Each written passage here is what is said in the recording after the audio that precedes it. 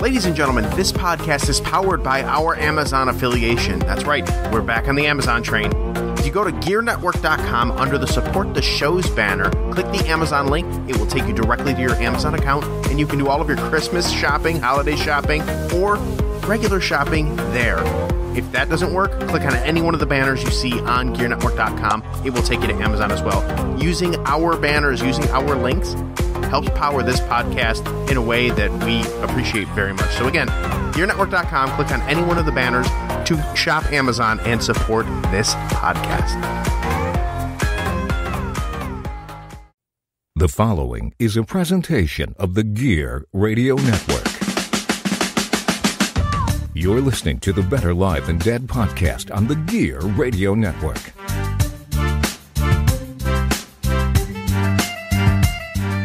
And with that, we welcome you to Better Live Than Dead, the podcast powered by Better Live Than Dead and the new GearNetwork.com. This is episode 153. 153. That's got a good ring to it. We grow ever closer. Keep going and going. We don't stop. It's like a train that does not stop. We're edging ever closer That's to right. episode 154, I guess. I don't know where I was going with that one. But anyways, it's NFL Week 10 cast here on the Better Live Than Dead podcast. You can hear us on betterlivethandead.com, Apple Podcasts, Google Play Music, iHeartRadio, Pandora, Spotify, YouTube, the new GearNetwork.com, and wherever else you can listen to podcasts, you can get this podcast. I am Ryan Wolfe at Wolfe BLTD, joined on the IndyCard Media Hotline by Mr. Perez at MRLG Perez. How you doing today, man? Hey, man, I'm all right. I came down with a cold this past weekend, and it's not going away. So I feel kind of yucky. But other than that, surviving, bro. How are you doing? I'm doing well. I'm in the middle of my workday, taking lunch right now to chat with you and all the listeners over in the BLTD and Gear Network land to talk some sports. I'm looking forward to it. Yes, let's get into it. Now, jumping right into the three big things brought to you by FortunePhoto.com. It's our weekly look at other sports that do exist in the first of the three big things. First off, Lewis, the big college football game of the week. LSU defeats Alabama in a 46-41 slobber knocker of a football game. LSU quarterback Joe Burrow, who is quickly becoming the favorite for the number one overall pick in the next year's NFL draft, went 31 for 39, 393 passing yards, 3 touchdowns with 14 rushes for 64 yards. He is currently ranked as the Heisman Trophy frontrunner by ESPN.com writers. And Lewis, this victory by LSU over Alabama puts them first in the college football playoff rankings. Ohio State second, Clemson third, Georgia fourth, and Alabama, the first team out in fifth, and rightfully so. They played one hell of a game and came up short to LSU. They did play a hell of a game. It was actually they played a hell of a second half. The first half, going into halftime, they had only scored 13 points or 14 points, and LSU was already up by a decent amount. So I thought the game was going to be over. But, Alabama battled back. They just couldn't stop LSU enough. LSU's got a phenomenal football team. And frankly, I'm glad they're ranked number one. When they were ranked number 2 and Ohio State was number 1, I was kind of surprised by that because, frankly, Ohio State hasn't really played anybody. Ohio State is a good football team. I think that top 4 is really good. I don't know if Alabama can squeeze their way back in, but that top 4 of LSU, Ohio State, Clemson, and Georgia will be a lot of fun to watch. If it stays that way, I know that this is the time of year when crazy things do happen in college sports, which brings me, Lewis, to my next one here. Last night, the University of Kentucky men's basketball team was defeated by Evansville. Now, if you don't know who Evansville is, I don't blame you. Evansville defeats number 1 overall in men's college basketball, University of Kentucky, 67-64. Now, Lewis, the spread was plus 25 for University of Kentucky. This ranks as the third biggest upset in Division I basketball in the last 15 years. Unbelievable to see that happen.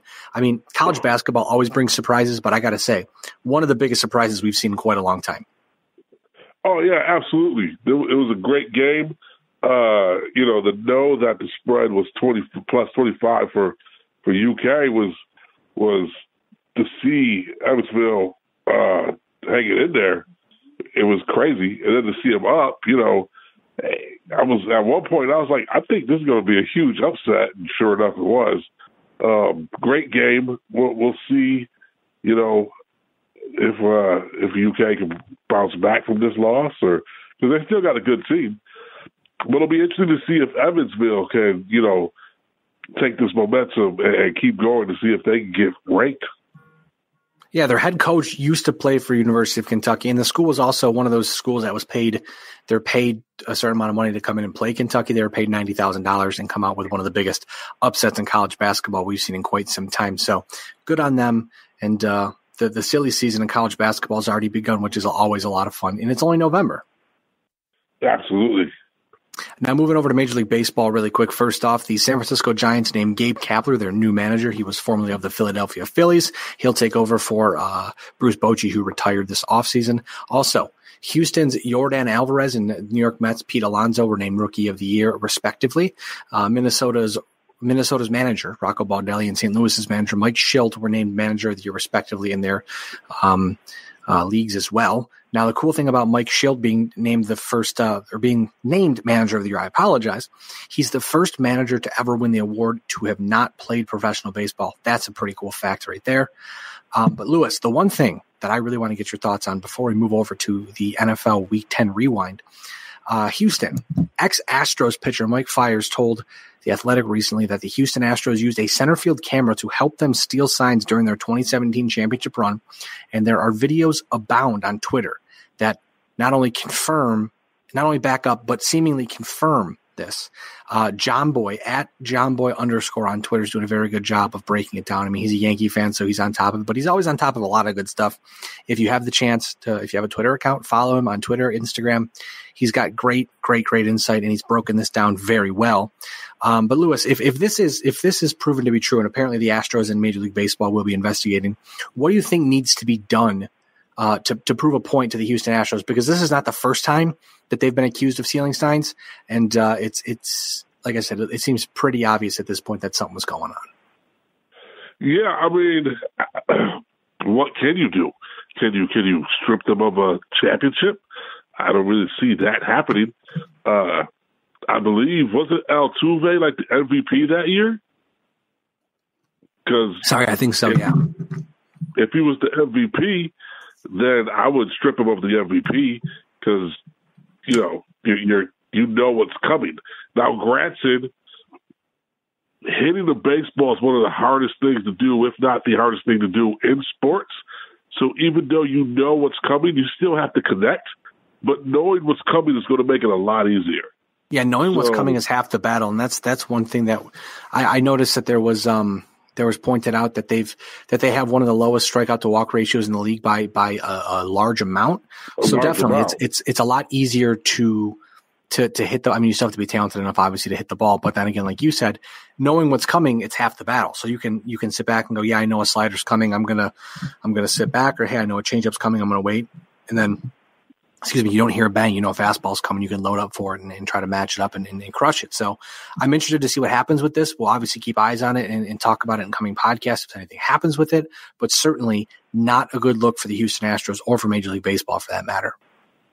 Not at all. And I don't even know if you can really go at Major League Baseball. Granted, they should have known about this way before now. But definitely a terrible look for the Houston Astros. Well, I think it's a bad look for Major League Baseball, but then how that residual effect will affect them, or the residual from this will affect them, I should say, depends on their response to it, for sure. Because like I said, it's not someone saying, hey, it's really weird how we have a great pitcher who's been getting shelled. It's we have video evidence, like we have Danny Farquhar of the Chicago White Sox saying, it's really weird how they knew I could hear a bang when I threw a slider and two bangs when I threw a changeup, but then no bang when I was throwing a fastball. And on the video itself, you can see him when he calls for a changeup, he waits, hears two bangs, he calls time, and then they change the sign, and then the next pitch they strike the guy out. So again, it's definitely seems like something's going on. Yeah, no, absolutely. It'll be interesting to see what Major League does about this. Now, moving over to our second of three big things this week, it's the Week 10 rewind. And Lewis, it was upset week in the National Football League. A a lot of the underdogs were able to pull off some decent sized upsets, and we're going to run down the list of a couple of them, but we're really going to hit you with the big news like we always do here. First off, on Thursday Night Football, Oakland defeats the Los Angeles Chargers 26-24.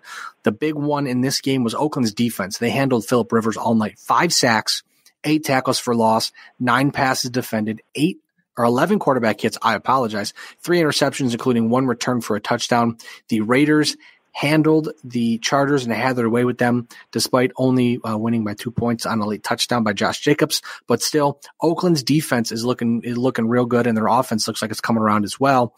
And at this point, it looks like they're in the playoff hunt, which we'll obviously talk about here in a few minutes. But they might actually they might have something going on there for sure.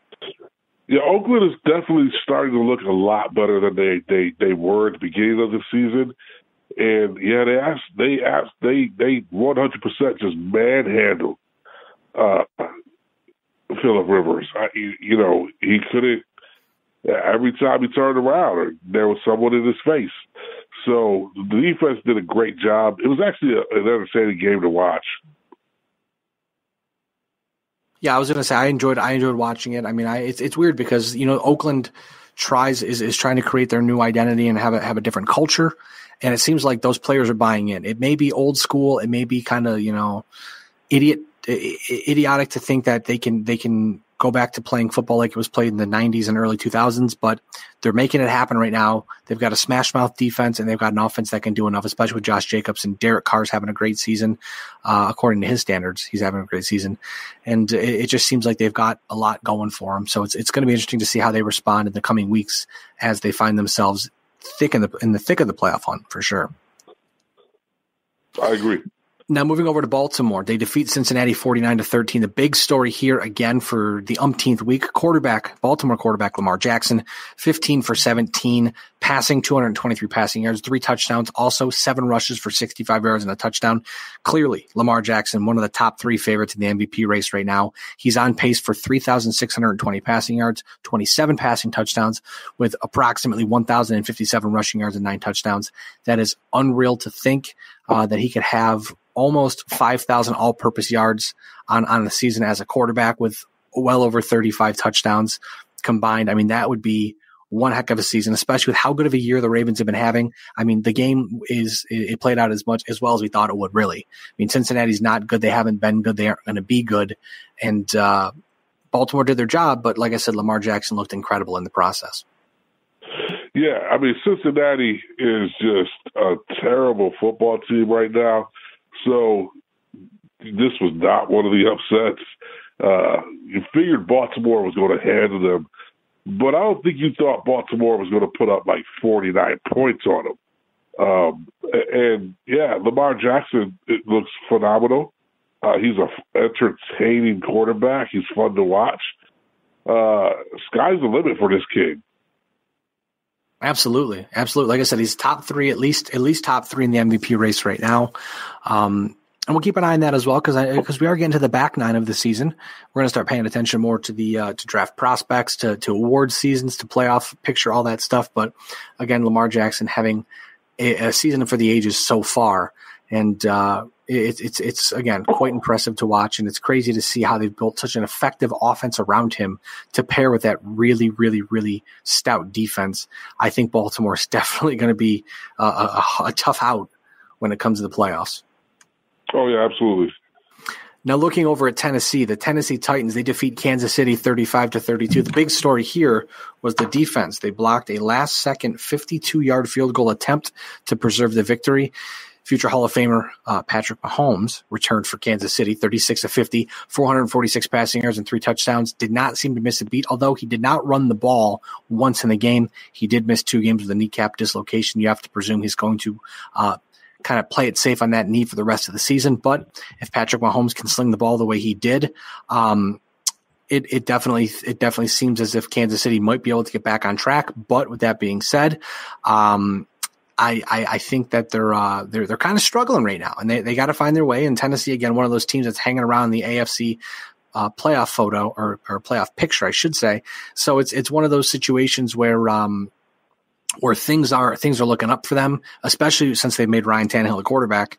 But we'll have to see if they can keep that rolling forward for sure. This is one of those games where KC's defense just let them down. Your quarterback put up 446 passing yards and got you 3 TDs. And you lost by 3 points. It's one of those things where was your defense? Your defense has been pretty okay all year, and they laid a big goose egg this time. But it was good to see Patrick Mahomes. I'm always concerned when you run someone out after an injury like he did so quickly, and he looked good. He's been looking good. Absolutely. Like I said, if he can get back on track, maybe Kansas City themselves can get back on track. But speaking of getting back on track, Atlanta, they have a big victory. Now, they're not going to get back on track, but this was one of the biggest upsets of the week. Atlanta defeats New Orleans 26-9. Atlanta's defense sacked Drew Brees 6 times and held New Orleans without a touchdown. Alvin Kamara, in a return from a knee and ankle injury, was held to 4 carries for 24 yards. Not really much to talk about there. Kudos to Atlanta's defense for really shutting down New Orleans. But this is one of those things where it seems like when they have a tough loss, they find a way to rally around it and get better from it. So we'll have to see how New Orleans responds here after this loss. Yeah, it was like New Orleans' O-line just completely disappeared. Like nobody can stop anyone from getting Drew Brees. This was one of the bigger upsets of the week, that's for sure. It's one of those games. It's one of those games too where Atlanta has nothing to lose, so they'll throw everything out there. It's kind of like the Buffalo Bills and Cleveland Browns game, which we talked about on Trust the Podcast this week, or we will talk about on Trust the Podcast this week. It just, when you have a team that has nothing to lose and everything to gain, you can do whatever you want to try to win, and it seems like that's what Atlanta did. They pulled out all the stops, and they really had an impressive victory on Sunday. Yeah, no, it really was. It was surprising. Good for Atlanta. Absolutely surprising. Speaking of surprising, another surprising victory, not because of who won, but how they won. Green Bay defeats Carolina 24-16.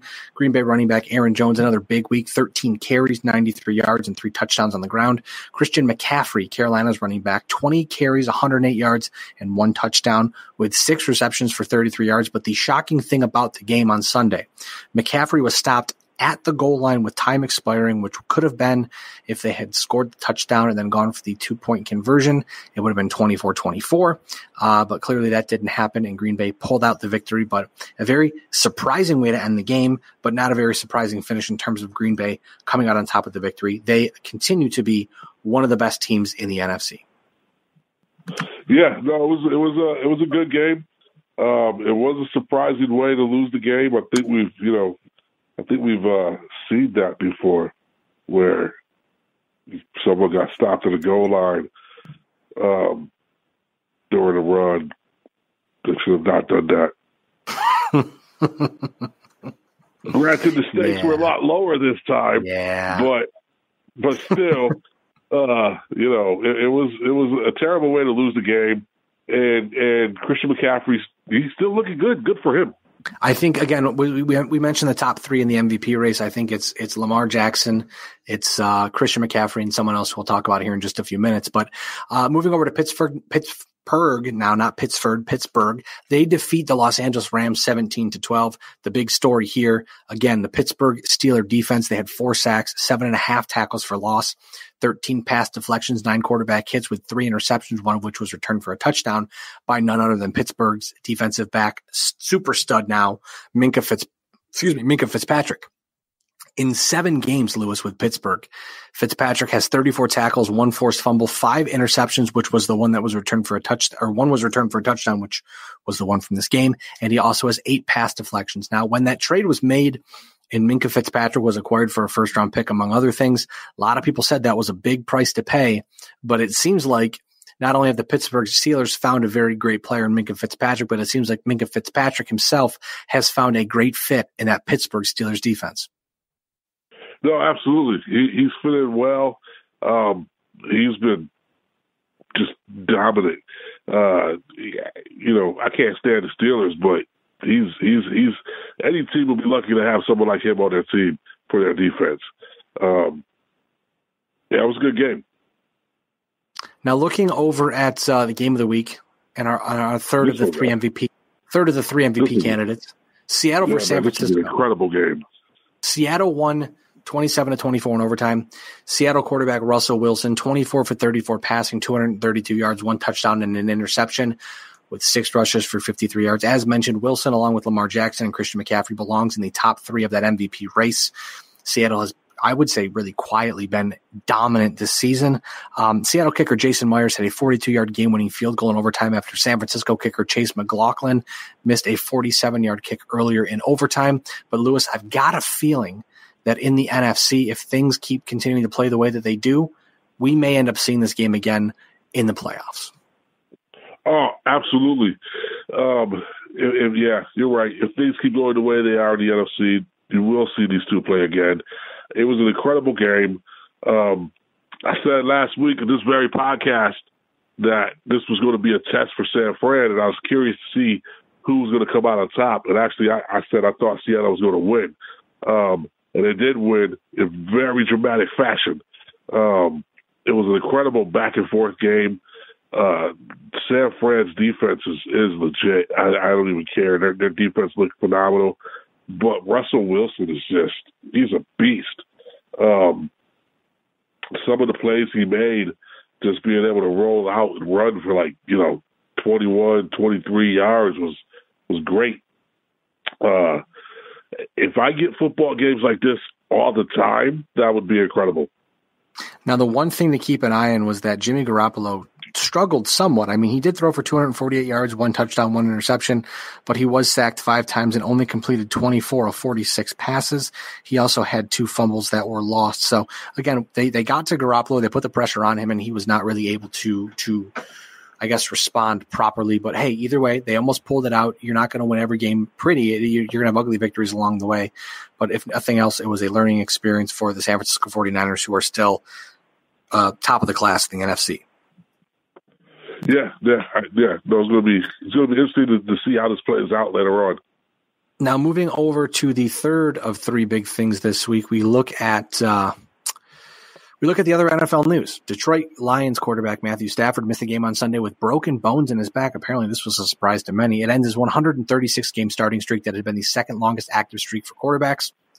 Tampa Bay Buccaneer cornerback Vernon Hargreaves was cut by the team 2 days after being benched for lack of hustle. Cincinnati Bengals linebacker Preston Brown cut by the team 2 days after being benched, after being pushed down the depth chart by a rookie linebacker. Now, big deal here is that Brown signed a 3-year, $16.5 million deal in March. Some dead cap that's going to be there in Cincinnati. Also, Atlanta tight end Austin Hooper expected to miss roughly a month with a sprained MCL that he suffered against the New Orleans Saints in Week 10. Hooper is currently second among tight ends with 608 receiving yards this season. Also, a very big story coming across the board the past day, Colin Kaepernick is apparently going to get an NFL tryout on Saturday in Atlanta. Now, here's the weird thing. ESPN is reporting that several clubs inquired about his current football readiness. NFL responds by setting up a workout in Atlanta. But the workout in Atlanta is going to be on a Saturday. They refuse to change it. It more or less seems like a PR stunt for the National Football League than anything, but it seems like Kaepernick is taking it in stride. He did tweet out that he said, "I'm getting word from my representatives. The NFL League office reached out to them about a workout in Atlanta on Saturday. I've been in shape and ready for 3 years. Can't wait to see the head coaches and GMs on Saturday." So we'll see Colin Kaepernick on Saturday. We'll report back to you and tell you exactly what happened and how well it was attended.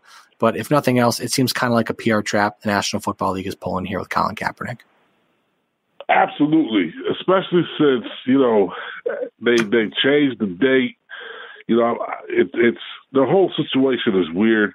It does definitely seem like a PR stunt. I feel bad for Colin Kaepernick. He was a very serviceable quarterback when he played. I know he's been staying in shape, so he might look good, but there's a difference between in shape and football shape. So we don't know what it's going to be like when he first starts getting hit, if he even gets, picked up by a team. And there are some teams who could definitely use a big mobile quarterback like Kaepernick is. I mean, we just mentioned that Matt Stafford has broken bones in his back. You've got ineffective quarterbacks. You've got teams on backup quarterbacks. I mean, there are a lot of jobs available in the league when you think about it, because again, clearly you have to think that that someone might take a chance on him if they like what they see. I mean, you're looking at I'm looking at Nick Veronica on Twitter. At Nick Veronica just tweeted out betting lines, and you see again the Bears. They have Mitch Trubisky. He's struggling. You've got the Panthers. They've got Kyle Allen, but Cam Newton is out for the year. Potentially, he could be done. You've got the Bengals. Again, they're 0-9. What do they have to lose? Stuff like that. So again, there are some options out there. You just have to see what they'll decide to do. Yeah, it's definitely going to be interesting. I mean, even if you bring him in to be, on your bench to be a backup, I mean, I think he would just like another chance to play. And I think you should give it to him. Absolutely. I don't disagree. I think he should have been in the league a long time ago, but the NFL blackballed him very well, and hopefully he gets a good chance to come back and at least get another job and see how that works out. But the last thing we're going to do before we move ahead, Lewis, New England, as we thought, NFL.com reported that Patriots owner Robert Kraft sent retired tight end Rob Gronkowski an invitation to return to the team for the playoff run. Gronkowski, currently on the IR/retired list, has to return before November 30th to remain eligible. If he does not return, he will be unable to play this season. Gronkowski says he will not be coming back, but I don't really know if we believe anything he says until I would say until the 30th passes. If he's not in the roster after the 30th passes, I'll believe it, because I got a feeling like he might try to give it one more run. Doesn't have to play a ton. Doesn't have to do a whole lot of crazy stuff.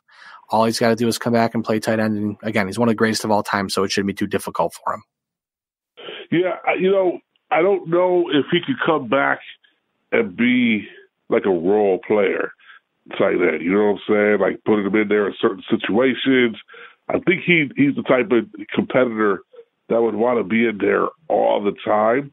And if you've seen him lately, he's slimmed down quite a bit. So he's looking healthier, but I don't know. I mean, the temptation to get that ring obviously would be huge, but would you want to come in and risk possibly getting injured again? It'll be a tough one. That's very true. I mean, I think that it's the best opportunity for him because it gives him the best chance to win for sure. But again, another news story we'll keep an eye on for sure. Now, moving ahead to our look ahead here, Lewis, the playoff picture. First off, in the AFC, it goes New England, Baltimore, Houston, Kansas City, Buffalo, and Pittsburgh. The NFC, San Francisco, Green Bay, New Orleans, Dallas, Seattle, and Minnesota. That NFC is a murderer's row of good football teams. Absolutely. It's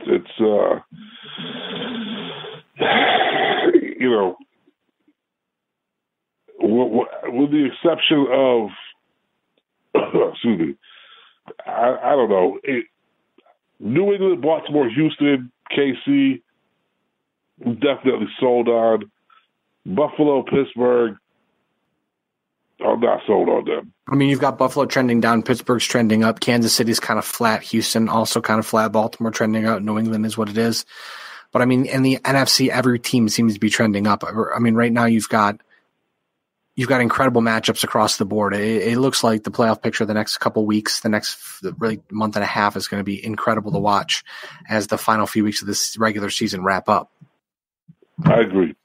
Now, looking at Week 11, we've got 4 top matchups for you. First off, on Thursday Night Football, the 5-4 Pittsburgh Steelers take on the 3-6 Cleveland Browns in Cleveland. You've got the 4-5 Jaguars in Indianapolis taking on the 5-4 Colts. That's big because Nick Foles is returning to the lineup for the Jacksonville Jaguars under center. Game of the week, potentially Houston 6-3 at Baltimore 7-2. Playoff implications there for sure. And then you have New England 8-1 at Philadelphia 5-4, a Super Bowl rematch there, which should also be a fun game to watch. So, Lewis, with that being said, we are all wrapped up here. Podcast is good to go. Is there anything else you want to touch on this week before we put a bow in this bad boy? Yeah, you know what? Let's touch on something real quick. I think it's really interesting that the Dolphins win 2 games and they decide to fire Adam Gase. They fired who? Their head coach. Who fired their head coach? Miami Dolphins.